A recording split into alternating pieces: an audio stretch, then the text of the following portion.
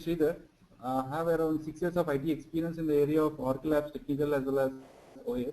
So I majorly work in the area of OAF, XML reports, PL SQL. And apart from this, I have the knowledge on the ADF mobile and SOA applications also, and even the Android also. So my major expertise in the OAF and coming to the training experience, I've been training I've been providing this online training from the past 3 years. So this training is my part-time thing, but I work for a full-time in another MNC. Okay, fine. Yeah. So coming to this Oracle application framework, today for this particular demo, I'll discuss about what is this OA framework and what is the MVC architecture and what is the link between this framework, the design pattern, and all the remaining information about this one. So OA framework is a Java-based framework which is developed for the purpose of Oracle e-business suite. So I mean to say that it's a proprietary framework which is based on a design pattern MVC and is mainly specially for the designing web pages for the Oracle e-business suite. So what is the link between the framework as a design and a design pattern is? A design pattern is a theoretical concept, that's MVC here, and OA framework is an implementation of a design pattern. So OA framework will have a set of APIs which follows the MVC guidelines for implementing the pages. So in this Oracle e-business suite, there are two kind of objects which will we see. One is the Oracle application forms as well as another is the Oracle application framework web-based pages. And now in our present discussion we'll discuss about we'll just get deeper on the what is MVC and what are the components in that and how OAF has implemented this MVC and what is the thing which we need to know for developing any OAF pages. And coming to this MVC, MVC stands for Model View Controller. In the model we'll be writing about, I'll just show you one slide where we have a detailed discussion about what is MVC, model, view and control stuff. So model is nothing but model is a place where we'll be writing the business logic, and view is a layer where the end user will see the web-based page in the browser, and the control is the plain old Java file which handles the user event. So, but for developing any of your OAF related pages, you have to have these particular components. So, in the MVC, the model layer, OAF has implemented that model layer in a set of components, the BC4J, and the BC4J, these are three components. One is entity object, view object, as well as application module. Apart from this, there are other things also, but pretty much these are very much important at initial stage. So as a developer, what all for developing any sample application, for developing any enterprise-related web application in the Oracle business suite, what all we have to do? Nothing but for any OAF page, you require an application module, and you require a UI layer, and it depends upon whether you want to handle the user events. Then you require a controller. So here, in our case, so what is the business logic you write and all the stuff is, the majority of the coding in this particular OAF is majority will be writing in the Java. You just require a simple core Java, that's enough. And you may write your business, if at all, if within the Java, if it's not feasible, then we can call a PL SQL procedure or a function to perform the extra logic if required. And the in a simple way, how exactly the page navigation flows here, I can just show here. This, let's consider this is your OAF page, and whenever user clicks on any event, it will call a controller, and for a controller it will navigate to the application module where the business logic will be performed, and if it requires to validate, if it requires to set any value in the Vivo, or if it requires to get any data from the database, then from the AM it may call the database directly if you are calling some PL SQL function, or maybe if you want to get the appropriate data from the a particular Vivo object, it goes to the Vivo, and then it will hit the database. So this is how generally the navigation flows from the OAF page to till the end DB layer. So as a user perspective, M and a B and a C here. So this view layer is nothing but your OAF page which the user sees at the end layer, and in the model layer, this is a place you will be have your BC4J related objects here, AM, Vivo and EO, and here you will have a controller. So this particular OAF page, this is a simple XML file. At runtime, this will get converted into HTML file by see how exactly it converted. I know there are many other OAF related APIs as well as JSPs which will convert your XML file into HTML page at runtime. And one particular JSP file is OA.jsp. This is a JSP file which takes a page file as an input and converts your XML file into HTML at runtime. And coming to this particular BC4J component, every BC4J component in your model layer will have an XML file as well as IMPL file. And of course, the Vivo will have a row ankle also. And as I was telling you that, like a model layer, I mean, AM as a application module is the main core component of your OAF page, where it will maintain your session, nothing but the database session and connectivity information, as well as your transaction information. Everything is maintained by the AM. So every page requires an AM, because this particular OAF framework is tightly integrated with your Oracle E-Business Suite application. So it has to validate, like whenever user is running the page, it has to validate whether this particular user is having appropriate credentials as well as responsibility and application what you say, the security related stuff. Like this particular enterprise application will have a, it depends upon like responsibility as well as the login credentials, whether this particular user can access the appropriate data or not. So that particular validation will be performed by AM layer. How exactly it performs is like whenever you develop any page, initially we have to mention the connection details as well as DBC details as well as UI details in the JDeveloper before designing any page. So this AM will consider those connection details, and that will get connected to the database and as well as appropriate security related information. And if it validates everything is okay, then only it will allow user to run the page. That is one of the basic functionality of AM. And coming to the Vivo, so Vivo, what exactly is nothing but it is similar to a PL SQL cursor. It is used to get the data based on a SQL query. And in the Vivo, there are three types. One is one is read-only Vivo, another is an entity-based Vivo, and another is a programmatical Vivo. So every particular Vivo will have its own functionality. It all depends upon the business requirement, which particular Vivo we have to use it. But in a simpler terms, I can say yes. Let us say if you want to display data from a particular query, then we just go to the if at all if you want to display data, a read-only data from a given query, what we can do is we can just go with a read-only Vivo, where you'll mention the query, and then you'll attach the Vivo to the AM, and once you execute the Vivo, the data will be available. But in the page also you have to attach the Vivo to a particular component. Based on that, the data gets displayed. So it's a basic, this is some of the basic overview of MVC architecture. So the control is a very simple one. It just handles the user event, and the view layer is a place where you will design your OAF page, and most of your logic will be available in the model layer, and mostly in the AM IMPL.java. And in the AM IMPL Java, you'll be writing the business logic.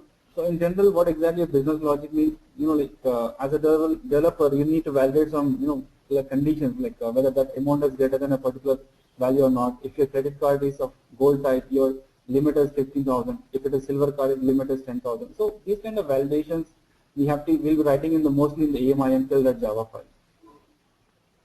And in the Vivo, what exactly this Vivo is all about. So I was telling you that Vivo is similar to your PL SQL cursor. For fetching the data, we'll be writing this one, and we can also bind the Vivo, nothing but if you want to pass something, if you want to bind your where plus at runtime, yes, we can do that. And coming to the entity, entity is kind of it's a Java-based implementation for your performing all DML operations. If at all, if you want to perform DML operations on a particular database object, so it supports, this OAF framework supports table view, materialized view, as well as synonyms for the performing DML operations on that particular object.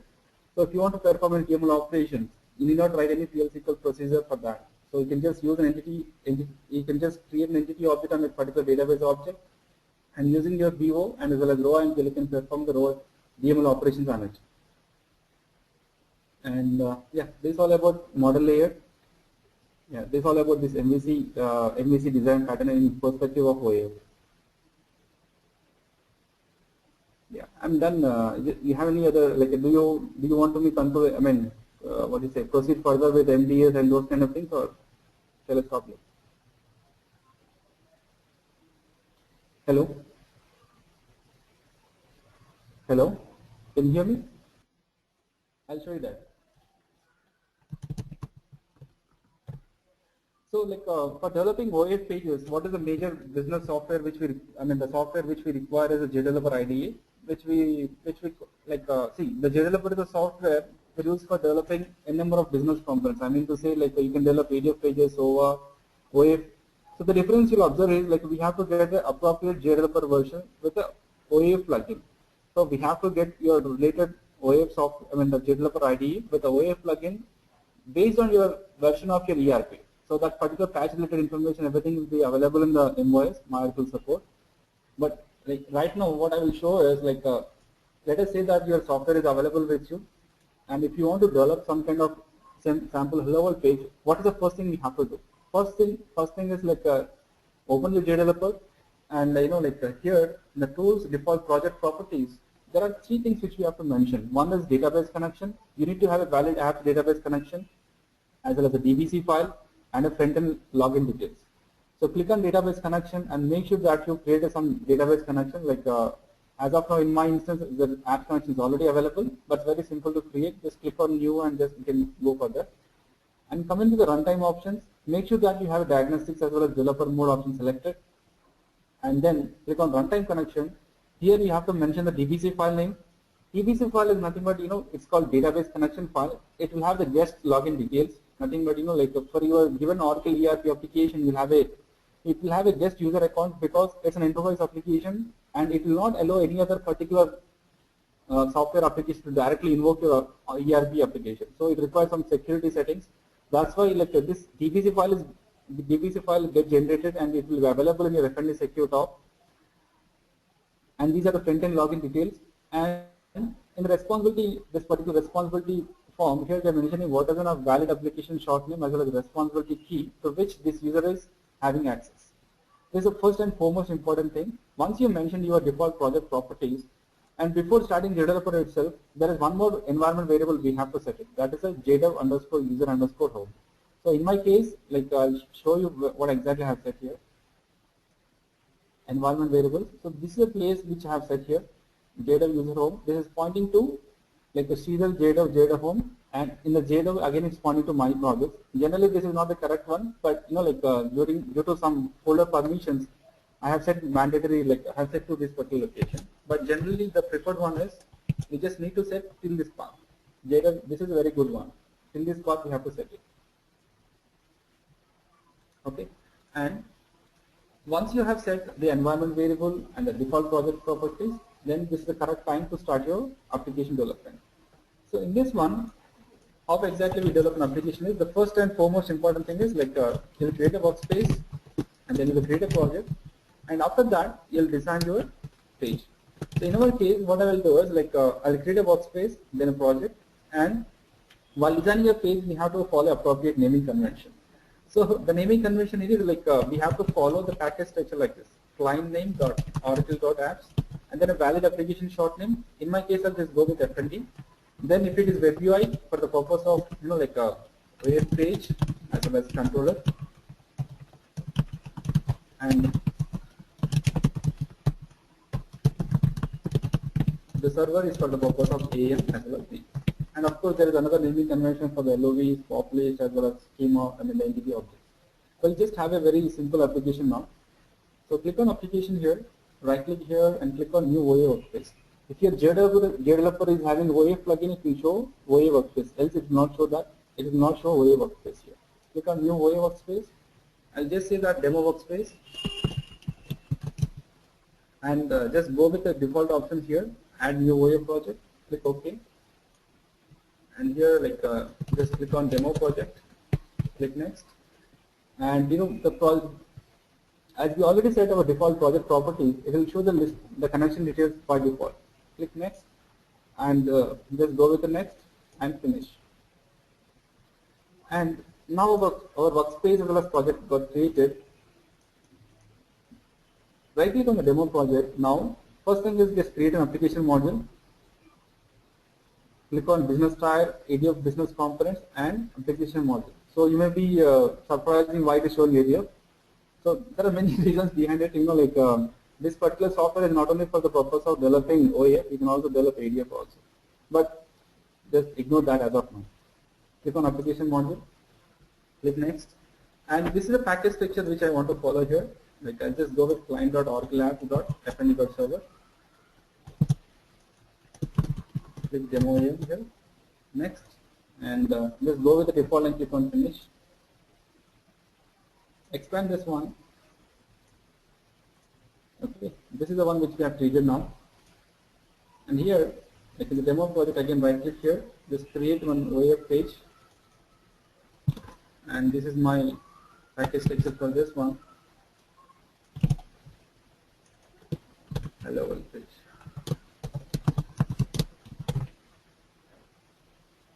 So there are a few properties which we have to set it. First thing is we have to set your AM. In the BC4J, click on AM definition, attach your AM. And this is my AM here, client.org demo AM. And set your window title as well as page title.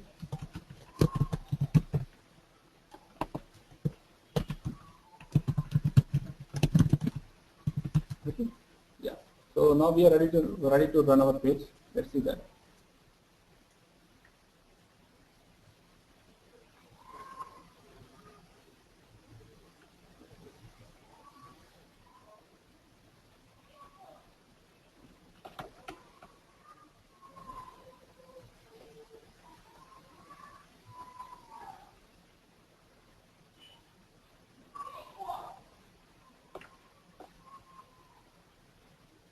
Yeah. So there's an output. So if you observe, like there is something called OA.jsp as well as session ID, and if you observe, there is one thing called the page with a parameter name is page and followed by the total page name. So OA.jsp takes your page input, this particular page input at runtime, and this gets converted into HTML at runtime. If you observe, you can just right click and click on view source. You can see the total HTML stuff. Maybe if it is not allowing, it shows here. Just in simple HTML. It uses a lot of, set of CSS as well as JavaScript to get converted. So, and if you observe what is the source code of your OAF page, this simple XML one. And if you see the AM here, it is having a list of XML file, one is XML file as well as am.java. So this is a place where you will be writing the business logic. I'll show you one more sample here. Like on this hello world page, what I will do is I'll just have a click button. Whenever user clicks on that button, it will show some information message. So click on this region 1 here, which is having a region style as page layout. So generally it is a preferred naming convention to name it as main region with a suffix as rn here. And on the main rn, right click here, click on set new controller, and this is a bug in OAF, it shows WebViewer 2 times, just remove the other one and say hello world CEO. So it's a naming convention practice which we have to follow. Always prefer to have your CO end with CO here. And the process form request, what I will do is before that, in my page, I'll just create one button, new item here, submit button here, and name is like a click, and prompt is click me.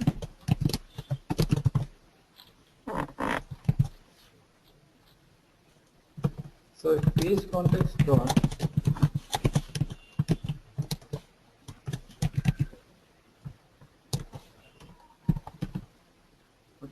so here just throw a OA exception here, nothing but I just want to show some dialog information to the user.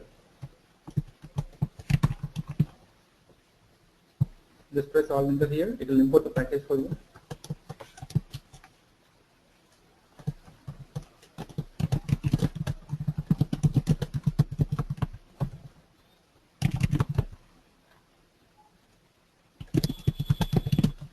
So I want to display it as information type.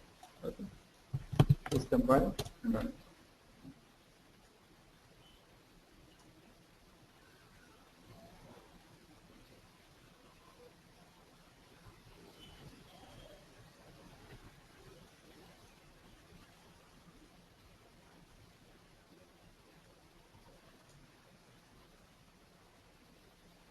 Okay. Now the page shows with a button here, click me.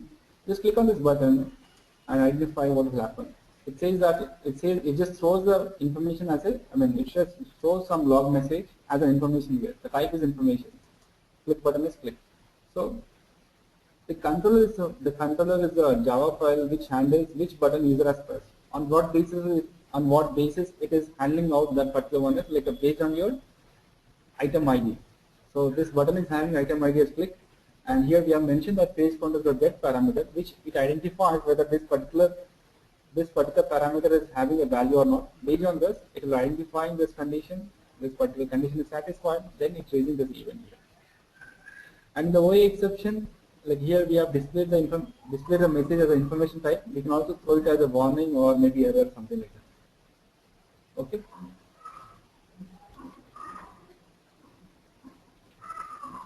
Yeah. So do you want me to show Vivo sample also?